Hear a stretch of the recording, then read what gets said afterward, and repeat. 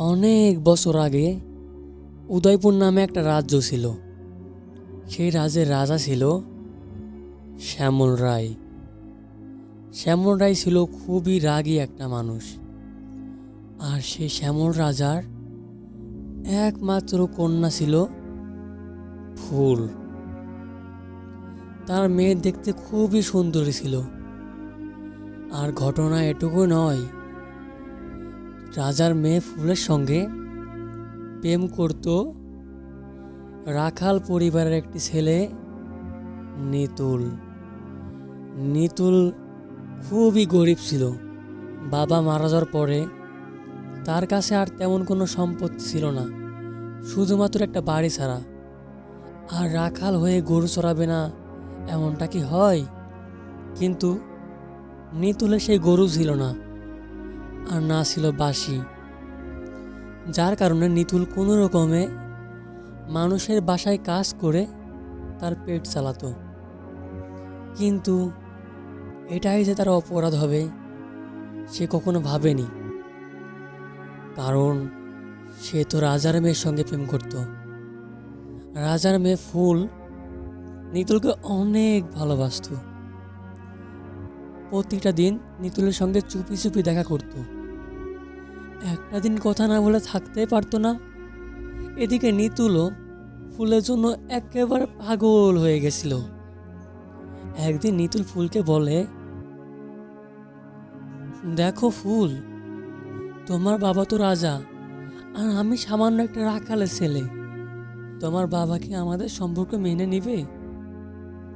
ফুল তখন বলে, না মানলে না মানুক, আমি আছি না, আমি সব ম্যানেজ করে নিব। না হয় আমি তোমার সঙ্গে পালিয়ে যাব।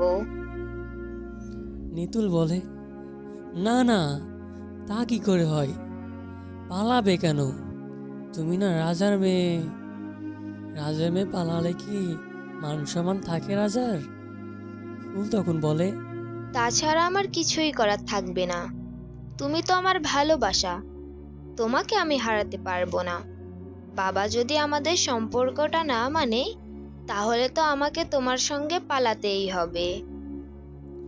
নিতুল তখন বলে, না না, আমি তোমাকে এনে পালাতে পারবো না। কারণ আমি যদি তোমাকে এনে পালাই, তাহলে তো তোমার বাবা আমাদেরকে খুঁজে বের করে মারবে। তখন তো আমাদের একসঙ্গে থাকা হবে না। তার থেকে ভালো তুমি বরং তোমার বাবার কাছে থাকো। তোমার বাবা তোমার জন্য কোনো একটা রাজকুমার ধরে বিয়ে দিয়ে দিবে। তুমি বরং তাকেই বিয়ে করে নিও, তুমিও অনেক সুখে থাকবে, এদিকে আমাদের মরতেও হবে না। ফুল তখন বলে, পাগল নাকি তুমি? এসব কি কথাবার্তা বলছো? আচ্ছা, আমি এখন যাই। কেউ যদি আমাদেরকে একসঙ্গে দেখে, তাহলে বড্ড বিপদ হয়ে যাবে। তারপর ফুল ওখান থেকে চলে যায়। আর এদিকে নিতুল, আহা, আমি যে এখন কি করি? একে তো জন্ম নিছি গরিব হয়ে, আর ভালোবেসে ফেলেছি রাজার মেয়েকে। তারপর নিতুল তার বাসায় চলে যায়। বাসায় যাওয়ার পর রুমে বসে মনে মনে ভাবতে থাকে, আচ্ছা, কালকে বরং আমি ফুলকে বলে দেব যে আমার সঙ্গে যেন ফুল আর সম্পর্ক না রাখে, না হলে তো অনেক বড় বিপদ হয়ে যাবে। শুধু শুধু আমার জন্য ফুলকে কষ্ট পেতে হবে। ওর বাবা যদি ওকে ধরে মারধর করে, তখন কি হবে? আর এদিকে ফুল বাসায় এসে ভাবছে, আহা, এখন যে কি করি? নিতুলকে বিয়ের কথা কিভাবে বাবাকে বলবো? ভাবছি সত্যটা বাবাকে বলেই দিব। আর বাবাকে বললেও তো এদিকে বড্ড বিপদ হয়ে যাবে। হুম, তার থেকে বরং আমি এভাবেই নিতুলের সঙ্গে লুকিয়ে লুকিয়ে কথা বলি। পরে যা হবে তা পরে দেখে নেওয়া যাবে। পরদিন বিকালে নিতুল আর ফুল লুকিয়ে লুকিয়ে বড় দিঘির পাশে দাঁড়িয়ে গল্প করছিল। এমন সময় দূর থেকে একটা লোক তাদের দুজনকে দেখে ফেলে। দেখার পর সে গিয়ে রাজামশাইয়ের কাছে বলে দেয়, রাজামশাই, জানেন আজকে কি দেখেছি? রাজামশাই তখন বলে, কেন, কি দেখলে? ভূত দেখলে নাকি আবার? আরে না না, ভূত দেখবো কেন? আগে আপনি বলুন যে আমাকে শাস্তি দিবেন না তো আবার? কি এমন দেখেছো যার জন্য তোমাকে শাস্তি পেতে হবে? ঠিক আছে বলো, না বললে তোমাকে শাস্তি পেতে হবে। আমাকে ক্ষমা করবেন মহারাজ, আমি দেখেছি যে আপনার মেয়ে ফুল রাখালের ছেলে নিতুল আছে না, ওর সঙ্গে লুকিয়ে লুকিয়ে কথা বলছে। কি? ওর এত বড় সাহস! দাঁড়া, রাখালের ছেলেটার মজা দেখাচ্ছি, আর আমার ফুলকেও সাহায্য করার ব্যবস্থা করছি। ফুল, এই ফুল, এদিকে আয় তো। জি বাবা, আমাকে ডেকেছেন? হ্যাঁ ডেকেছি। কি শুনছি তোর নামে? তুই নাকি ওই রাখালের ছেলেটার সঙ্গে লুকিয়ে লুকিয়ে প্রেম করছিস? আজ্ঞে জি বাবা, আপনি ঠিকই শুনেছেন। আমি নিতুলকে অনেক ভালোবাসি। চুপ, একদম চুপ। ভালোবাসা? এসব ভালোবাসা টাসা গরিবের সাথে হয় না। তুই ভুলে যা ওই রাখালের ছেলেটাকে, আর আমি ওই রাখালের বাচ্চাটাকে দেখে নিচ্ছি। বেলা, জি বলুন মহারাজ। এক্ষুনি গিয়ে ওই রাখালের বাচ্চাটাকে ধরে নিয়ে আয়। 1 ঘন্টার মধ্যে ওই ছোট লোকের বাচ্চাটাকে যেন আমার সামনে পাই। ঠিক আছে মহারাজ, আমি এক্ষুনি যাচ্ছি। নিতুল, নিতুল কি বাসায় আসো?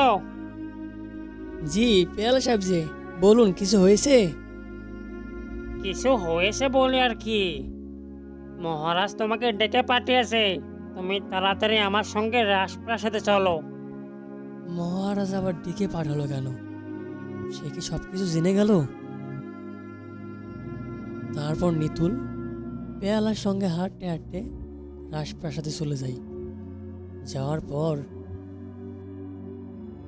কিরে নিতুল, তুই নাকি আমার মেয়ের সঙ্গে প্রেম করছিস? তোর সাহস কত বড়! রাখালের ছেলে হয়ে তুই রাজার মেয়ের সাথে প্রেম করিস? বেয়ালা, এখনই মারো ওকে, মেরে ওর হাড় গুড় এক করে দাও। না বাবা, আপনি নিতুলকে কিছু করবেন না। নিতুলকে মারলে আমার অনেক কষ্ট হবে। চুপ, তোর কোনো কথা শোনার সময় নাই এখন। বেয়ালা, তুই দাঁড়িয়ে আছিস কেন? মার ওকে। বাবা, ওকে ছেড়ে দাও বাবা, ওকে মারলে যে আমার কষ্ট হচ্ছে। চুপ, তোকেও শাস্তি দেওয়ার দরকার। তুই মেয়ে নামে কলঙ্ক। রাজার মেয়ে হয়ে তুই সামান্য রাখালের ছেলের সঙ্গে প্রেম করিস? যা, নিজের কক্ষে যা। বেয়ালা, এক্ষুনি গিয়ে ওকে জঙ্গলে রেখে আয়। তারপর পেয়ালা গিয়ে নিতুলকে জঙ্গলের মাঝে রেখে আসে। তবে নিতুলের একটা গোপন ক্ষমতা ছিল, সে সকল পশু পাখির ভাষা বুঝতে পারত। যখন তাকে জঙ্গলে রেখে আসা হয়, একটা পাখি তার কাছে আসে, এসে বলে, কি গো, তোমার কি হয়েছে? তুমি কান্না করছো কেন? নিতুল তখন বলে, আমি কান্না করব না, কান্নাই তো করা উচিত আমার, সব দোষ তো আমার। আমি সামান্য রাখালের ছেলে হয়ে রাজার মেয়ের সঙ্গে প্রেম করতে গেছিলাম, তাই জন্য শাস্তি পেয়েছি। আমাকে রাজ্য থেকে বের করে জঙ্গলে থাকার নির্দেশ দেওয়া হয়েছে। এখন যে আমি কি করি বুঝতেই পারছি না। এই জনশূন্য জঙ্গলে আমি একা একা কিভাবে থাকবো? তখন পাখিটি বলে, আচ্ছা, তুমি চিন্তা করো না, আমি আছি না। আর তাছাড়া জঙ্গলে অনেক পশু পাখি আছে, আমরা সবাই মিলেমিশে বাস করি। তুমি না হয় আমাদের সঙ্গেই থেকো। নিতুল তখন বলে, সত্যি তোমরা আমার সঙ্গে মিলেমিশে থাকবে? পাখিটি বলে ওঠে, আচ্ছা, তুমি তাহলে থাকো। আমার অনেক বন্ধু বান্ধব আছে, আমি বরং তাদেরকে ডেকে নিয়ে আসি। তারপর পাখিটি চলে যায় তাদের বন্ধু বান্ধবকে ডেকে আনতে। আর ওদিকে রাজার মেয়ে ফুল ফুল ওদিকে না খেয়ে থাকা শুরু করে দেয়। অনেকদিন না খেয়ে থাকতে থাকতে, কান্না করতে করতে এক পর্যায়ে পাগল হয়ে যায়। এদিকে রাজা পড়ে যায় অনেক বড় বিপদে। রাজা তখন পেয়ালাদেরকে আদেশ দেয়। পেয়ালা, এদিকে আয় তো। জি মহারাজ, বলুন। যা, জঙ্গলে যা। জঙ্গলে গিয়ে নিতুলকে খুঁজে নিয়ে আয়। এক্ষুনি যাবি কিন্তু। জি মহারাজ, এক্ষুনি যাচ্ছি আমি। তারপর পেয়ালা চলে যায় নিতুলকে খুঁজে আনতে। যাওয়ার পর নিতুলকে কোথাও খুঁজে পায় না, কারণ ততক্ষণে এত বড় জঙ্গলের মাঝে নিতুল এক জায়গা থেকে অন্য জায়গায় সরে গেছে তাদের বন্ধু বান্ধবের সঙ্গে, মানে জঙ্গলের পশু পাখিদের সঙ্গে। এদিকে পশু পাখিদের সঙ্গে নিতুলের খুব ভাব জমে গেছে ততদিনে। নিতুল তো খুব সুখে আছে। এদিকে মাঝে মধ্যে রাজকন্যার কথা মনে করে কান্না করে, কিন্তু কান্না করে কি হবে, রাজার মেয়ে বলে কথা। তারপর অনেক কষ্ট করার পর পেয়ালারা নিতুলকে খুঁজে পায়।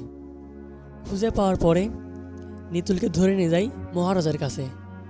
মহারাজ তখন বলে, আমার ভুল হয়ে গেছে বাবা। তোমাকে জঙ্গলে রেখে আসার পর থেকে আমার মেয়ে কিচ্ছুটি খায়নি, শুধু কান্না করছে আর কান্না করছে। এই কয়দিন কোনো খাবারই খায়নি, শুধুমাত্র পানি খেয়ে বেঁচে আছে। দেখো না, উপরে বদ্ধ ঘরে বসে বসে শুধু কান্না করছে। মেয়েটা প্রায় পাগলই হয়ে গেল। তুমি যাও না বাবা, তুমি যে একটু প্লিজ ওর সাথে কথা বলো। তারপর নিতুল চলে যায় রাজকুমারীর রুমে। ফুল, ফুল, দেখো আমি এসেছি, আর কান্না করে না। তখন ফুল বলে ওঠে, কে নিতুল, তুমি এসেছো? আমি জানতাম তুমি আসবে। দেখো না, কান্না করতে করতে আমি কেমন যেন হয়ে গেছি। আমি আর তোমাকে কোথাও যেতে দিব না। আমার কাছে আমি তোমাকে রেখে দিব। তখন নিতুল বলে, হ্যাঁ, আমিও কোথাও যাব না। আমি এখান থেকে এখন তোমাকে নিয়েই তারপর যাব। যদি আমাকে মরতেও হয় তারপরেও আমি তোমাকে এখান থেকে নিয়ে যাব। তখন মহারাজ আসে, এসে বলে, তোমাকে আর ওকে কষ্ট করে নিয়ে যেতে হবে না বাবা, আমিই বরং ওর সাথে তোমার বিয়ের ব্যবস্থা করতেছি। তারপর নিতুলের সঙ্গে রাজকন্যার বিয়ে অনেক ধুমধাম করে হয়ে যায়। আর গল্পটি এখানে শেষ হয়ে যায়।